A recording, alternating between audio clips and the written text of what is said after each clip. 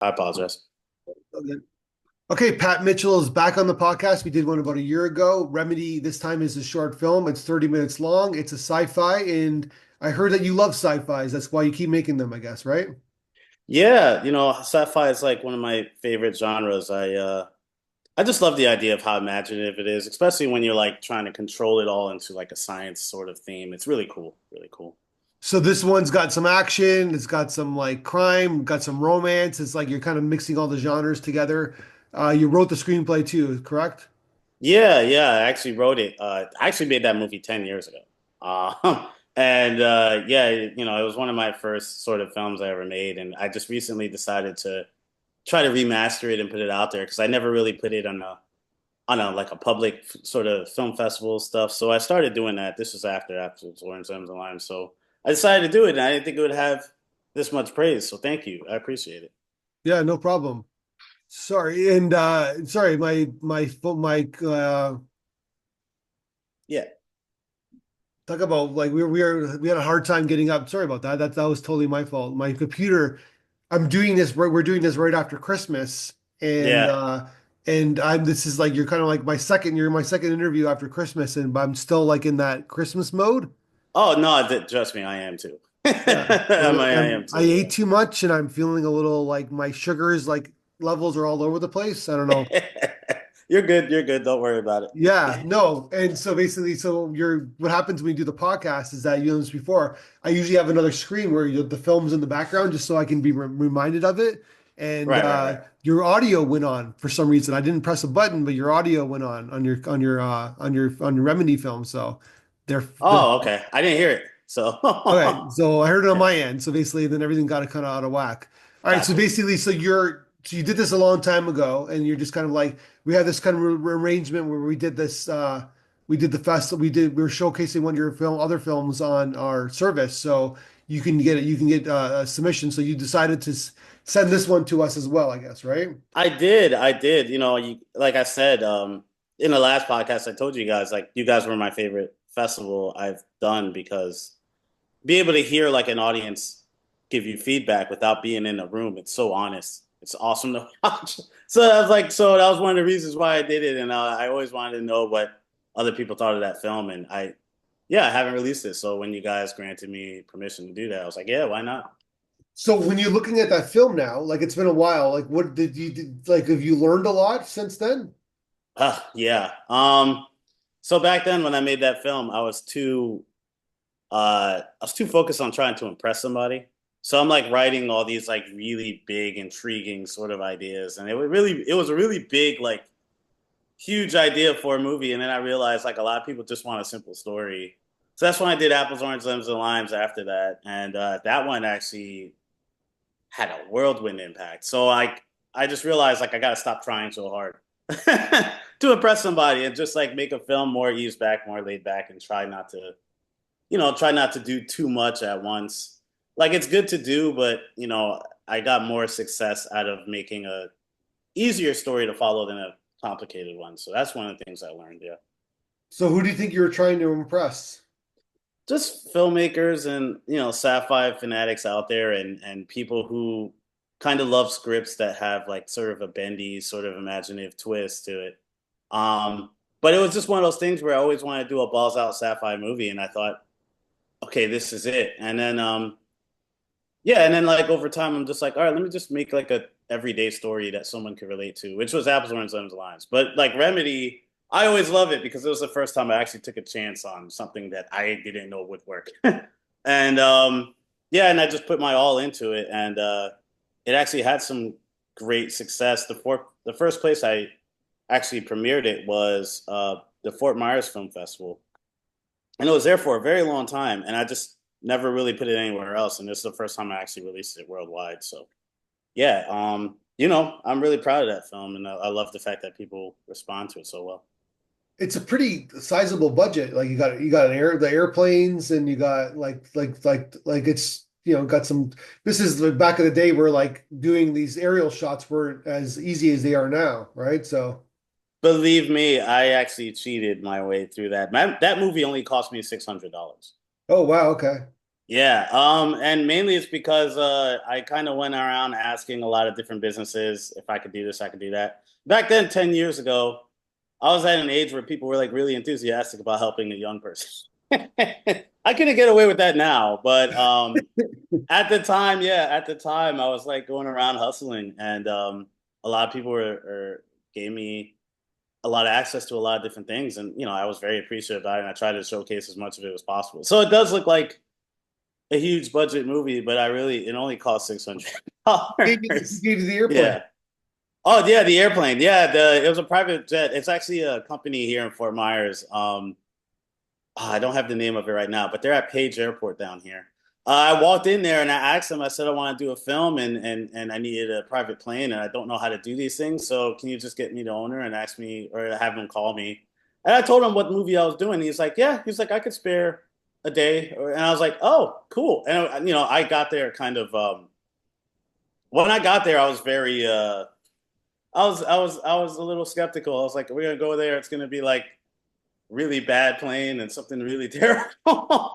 So when we got there, like, yeah, he walked into this hangar, and not only he had a plane there, he had a plane, he had like three different other planes, and then he had like, uh, like a Rolls Royce, a Mercedes, a Lamborghini, and all this stuff. And I was like, oh wow.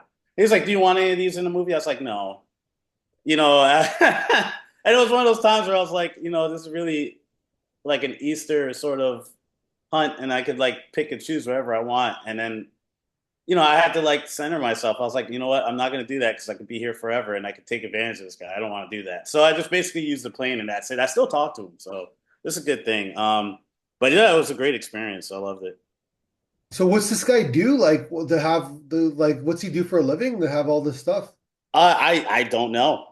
He owns a chart. For the most I know is he owns a private plane charter company and he Okay. flies people around and I just walked in there one day and asked and the power of asking people. Sometimes people don't do it just because they're scared of saying no, people saying no, and I've never been really scared of that stuff. So Yeah. I got in there and he gave me all the access to that stuff and it was great. It was a great time. Well, that kind of character trait makes for a good filmmaker, makes for a good producer, right? So, yeah, Yeah, yeah, yeah. yeah. Actually, Tim Ritter was the producer for this film, and he got me the location for the apartment, and the apartment is actually uh, the apartment to a celebrity named Amber Newman, and I thank her for letting us use the place. And that was her apartment that we used in the film, and that was great. And yeah, we just knew how to use our resources and try to find the best stuff possible, and we managed to do it at that time. That was like 10 days, that 10 years ago. So um, this isn't done all done in Fort Myers. Fort Myers, yes, So people yes, don't know that's on the west coast of it's Florida, down south. Southwest Florida. Yeah, yeah, yeah, Yeah, around that area. you're with Yeah, the Gulf of Mexico, right? yes, yes, yeah. Sometimes you get hurricanes, unfortunately. Oh God, yeah. Fort Myers had they got tanked with what was it? Hurricane I think a Hurricane Ian. Yeah, it was really bad. There was a lot of situations. Actually, it wasn't even Hurricane Ian. It was a different. There was so many hurricanes here. I can't even. Yeah. Yeah, but yeah, we had it all, and we rebuild fast. But it seems like these years it's coming more and more these days. Yeah. When I was a kid, I was fortunate enough. We used to go to Fort Myers Beach all the time. There was like a timeshare or whatever like that. So we used to always go down there. Oh Uh, yeah. yeah, What area? Like Fort Myers or like Fort Naples Myers and stuff like Beach. So you'd Fort always Myers Beach. go. Oh Yeah. no, that place is so bad right now. Oh, is it?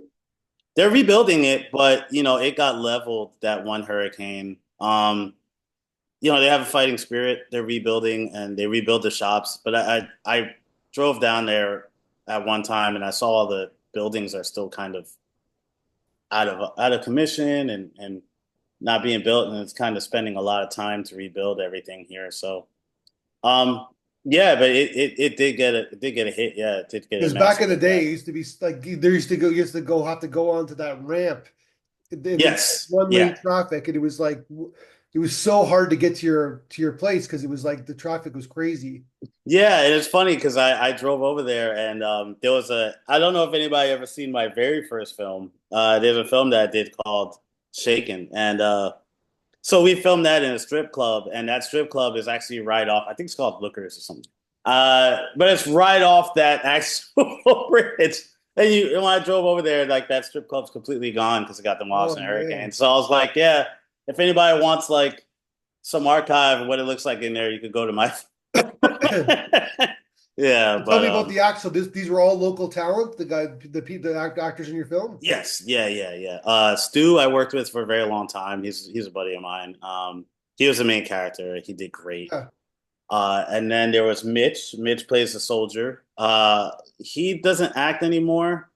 He might. I'm not sure. I know last time I spoke to him, he's doing really big lawyer, criminal defense stuff in DC.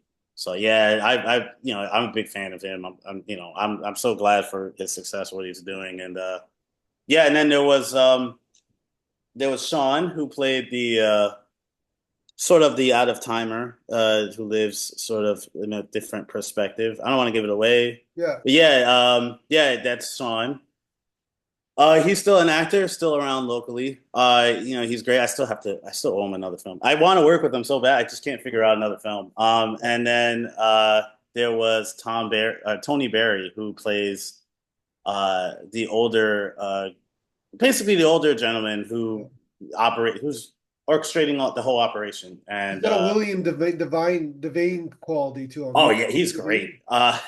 It's funny because like every time I watch his film and his performance, I was like, yeah, he's mastering this one. And I only met him for a very short amount of time, and I haven't spoke to him since the film. So I hope he's doing well. But yeah, he really did great. And every time I watch that film, like that's the one thing people talk about is the end conversation. So yeah, he did amazing. So the like that, it's a lot of handheld shots, right? Like the kind of like you got to most of the films in handheld. Yeah, we shot with a Canon, and uh, our our DP was Perry Wilson, and he I don't know if he still does films. He moved away. He was doing a couple things. I haven't really heard from him, but yeah, he did.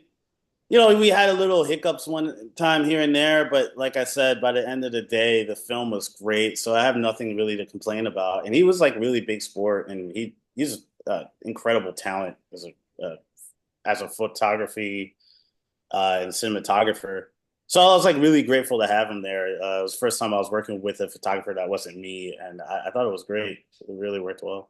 Yeah, a lot of night shots. You got that. What about that chase scene? How did you do that chase scene? Oh, chasing. Oh, yeah. That actually, believe it or not, I didn't know what I was doing when we showed up on the day to do that. Yeah.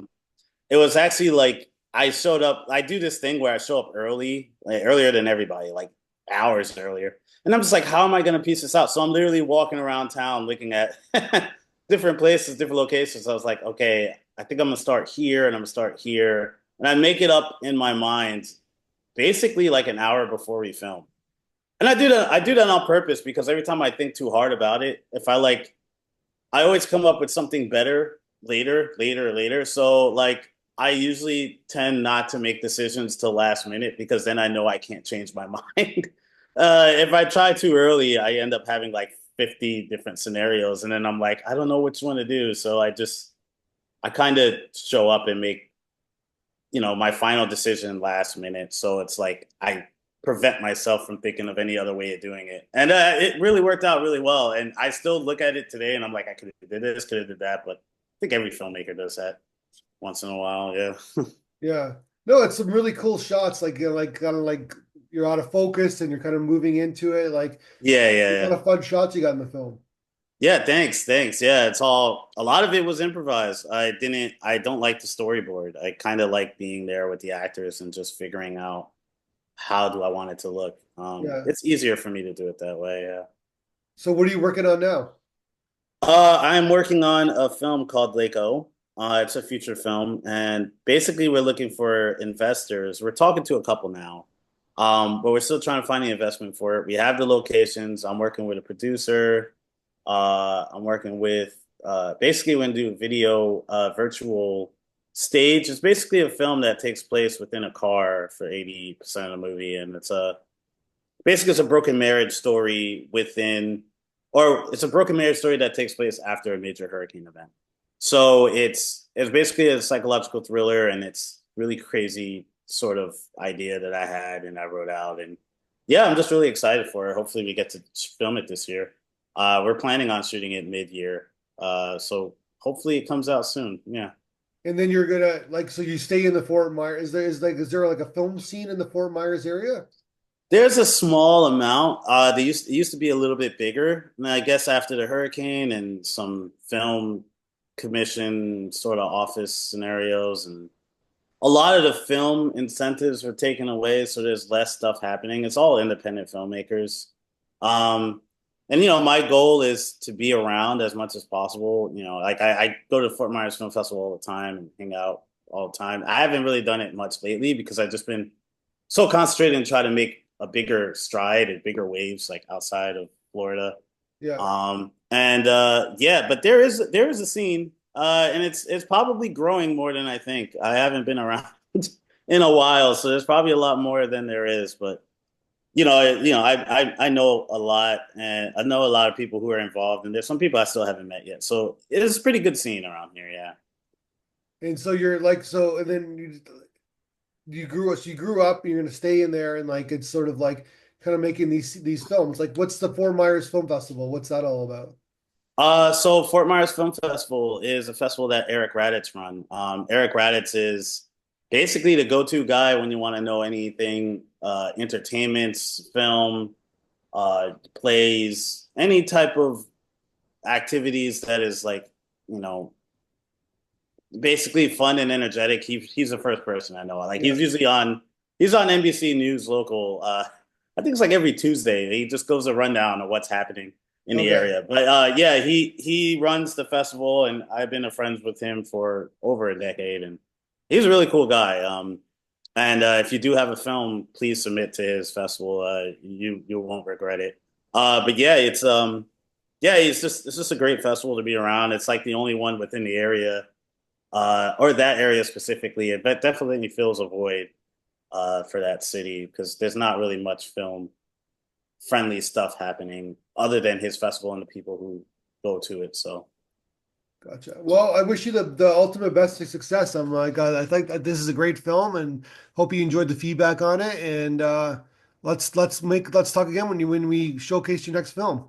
yeah, yeah. Thank you for showing it. Thank you for having me. I'm sorry I showed up a little late. I was kind of rushing around trying to figure out how to operate some of this stuff. But No, I yeah, know. I man. told you it's like the New Year hasn't started yet, but it's that gray area Right, right, between right, Christmas right. and New Year's, and then from my experience, everybody starts getting going in the New Year's. It's like I gotta do something with my life, and I Oh gotta make yeah. make a mark and blah blah blah. But right now, it's like everybody's like just like chilling out, Yeah, and yeah, yeah, yeah. We all have our minds shut off for a moment. That's true. yeah, and then Yeah. dealing with our family. Most of us spend time with our family, the family dynamics, Yeah, right, right, right, uh, right. Yeah, yeah. PTSD on that. Right. True, true. Yeah. Right. All right, man. Well, thank you. Congrats on this film, and let's talk again soon. Yeah, thank you, man. I appreciate it. Thanks.